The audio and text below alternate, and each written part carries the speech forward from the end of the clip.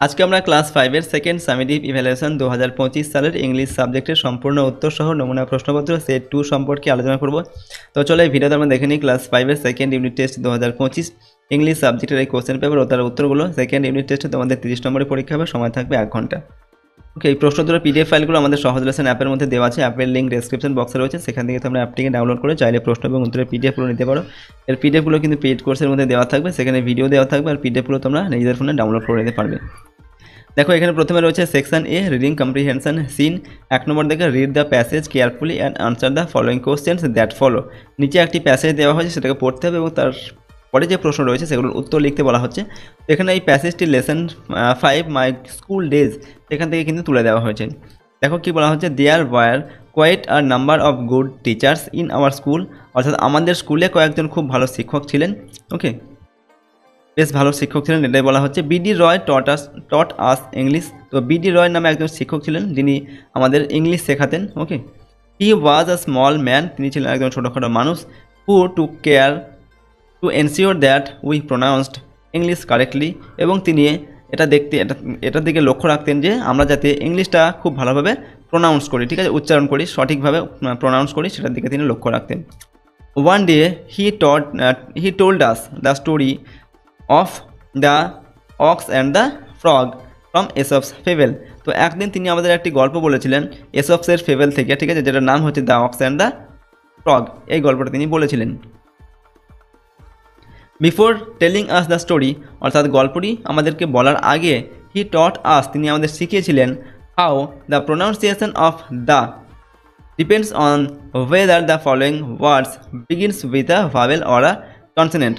অর্থাৎ এই গল্পটি বলার আগে তিনি আমাদের এটা শিখিয়েছিলেন যে এই যে টিএইচ দা, এটার উচ্চারণ কীভাবে করতে হয়, কোনো ওয়ার্ড কনসোনেন্ট দিয়ে শুরু হচ্ছে না ভাওয়েল দিয়ে শুরু হচ্ছে, সেটার উপর নির্ভর করেই কিন্তু দা এই শব্দটার উচ্চারণ হয় আর কি। তো সেটাই তিনি শিখিয়েছিলেন। Okay, teacher BD Roy.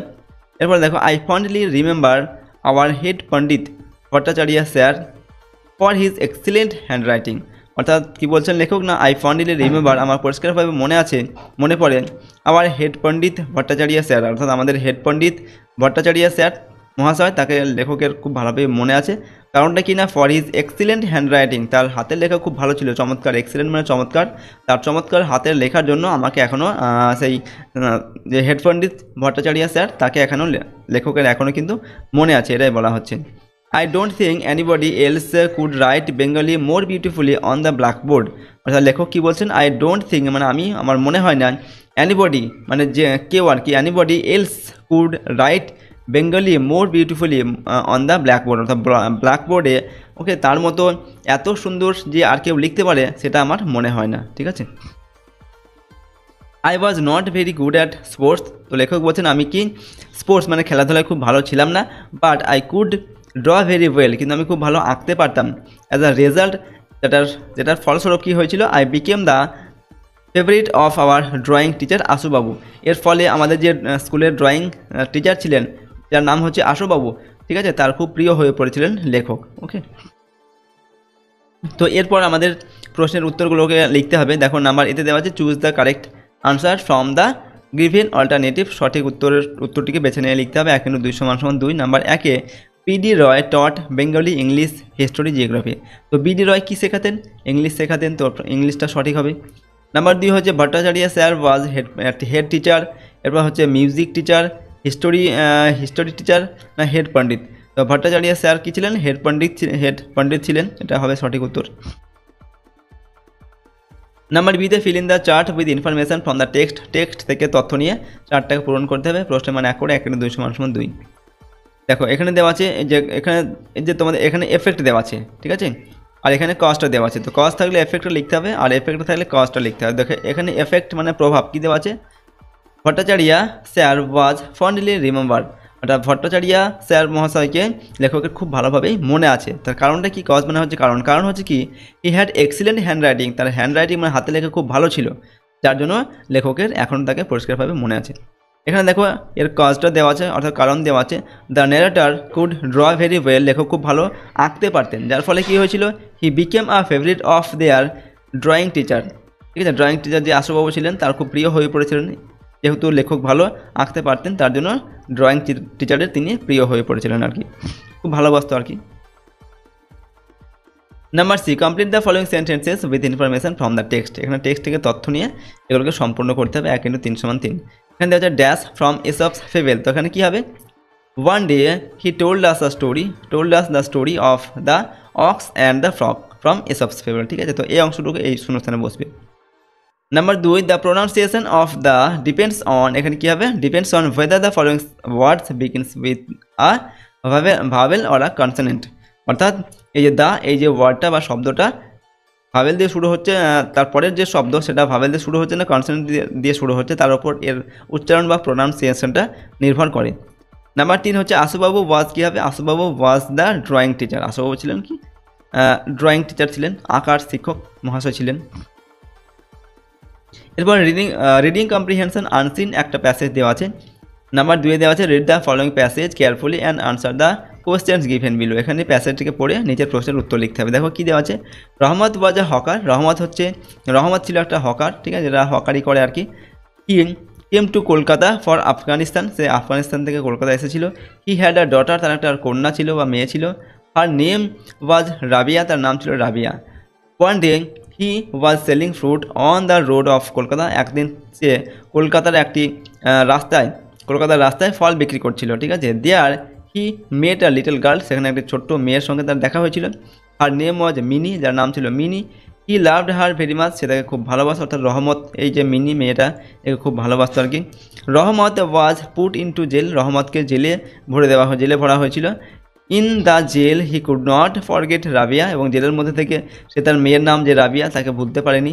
He could not forget Mini too, এবং সে মিনিকেও সে ভুলতে পারেনি, যে ছোট্ট মেয়েটির সঙ্গে তার দেখা হয়েছিল রাস্তায় ফল বিক্রি করার সময়, তাকেও সে ভুলতে পারেনি।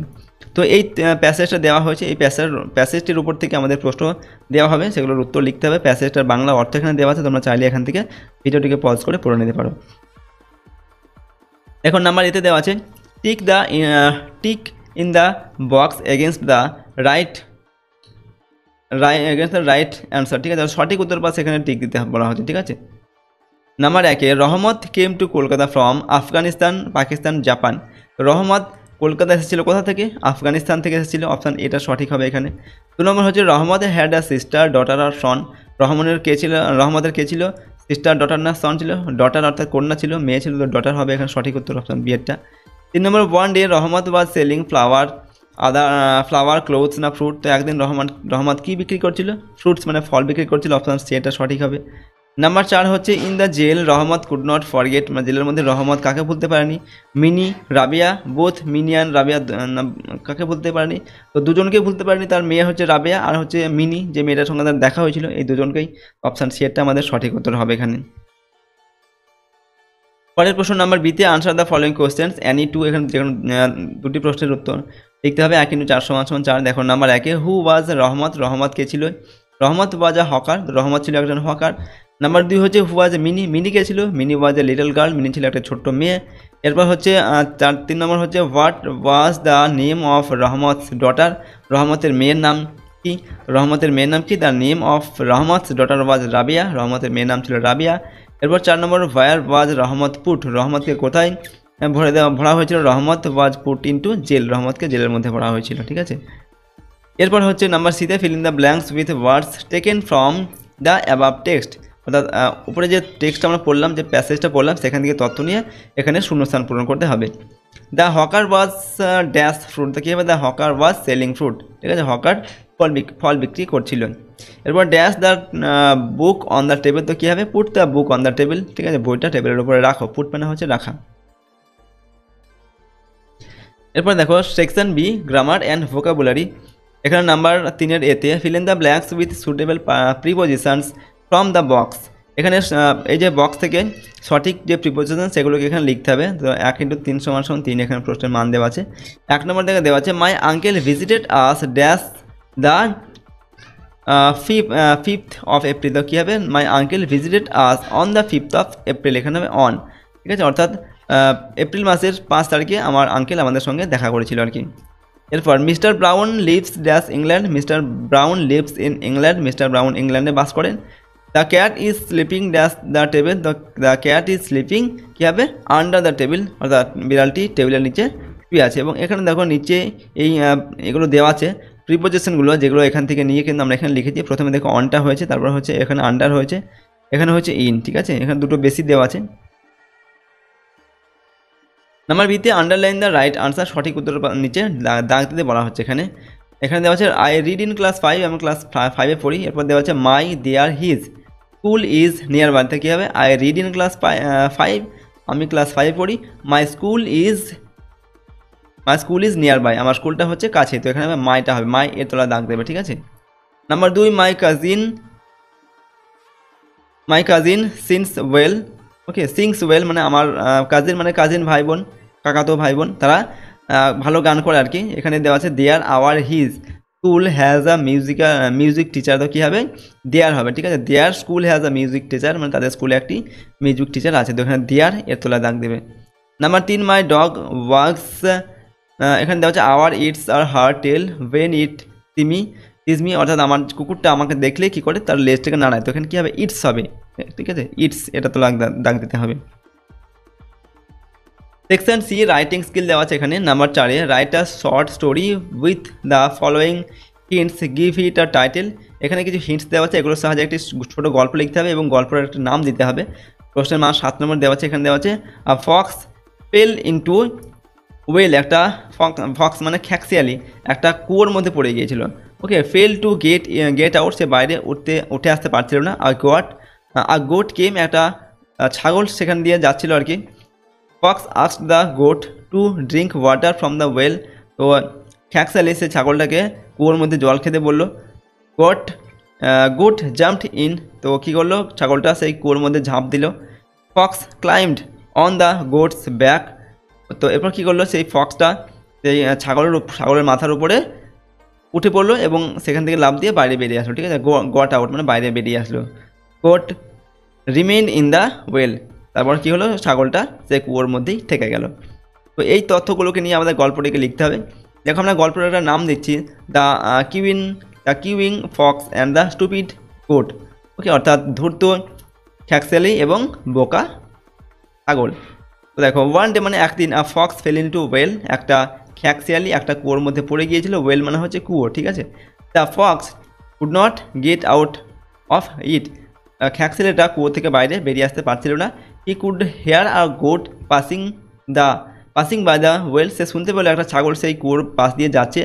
হি began praising the sweetness of the water, তারপর সেই খ্যাক্সিয়ালি কী করলো সেই কুয়োর যে জল সেই জলটার সম্পর্কে, সেই জলটার যে সুইটনেস মানে মিষ্টিতা, খুব সুস্বাদু আর কি জলটা, সেই সম্পর্কে খুব প্রশংসা করতে লাগলো যে জলটা খুব ভালো এরকম। দ্য গোট পিপড ইন, তারপর কী করলো গোট মানে হচ্ছে ছাগলটা সেই কুয়োতে উকি মেরে দেখলো আর কি। The fox invited the goat to taste the water, তো ফক্স কী করলো সেই ছাগলটাকে আমন্ত্রণ জানালো যে কুয়োর জলটাকে খাওয়ার জন্য বা টেস্ট করার জন্য। The goat jumped into the well, ছাগলটা কুয়োর মধ্যে লাফ দিয়ে দিল।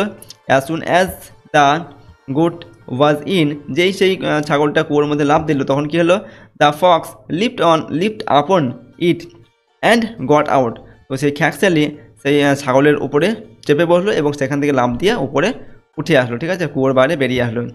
The goat remained in the well bleating, তো ছাগলটা সেই কুয়োর মধ্যেই থেকে গেল এবং সেখানেই সে ভেবাতে শুরু করলো, ছাগল যেমন ব্যবহার করে ভেবায় সেরকম।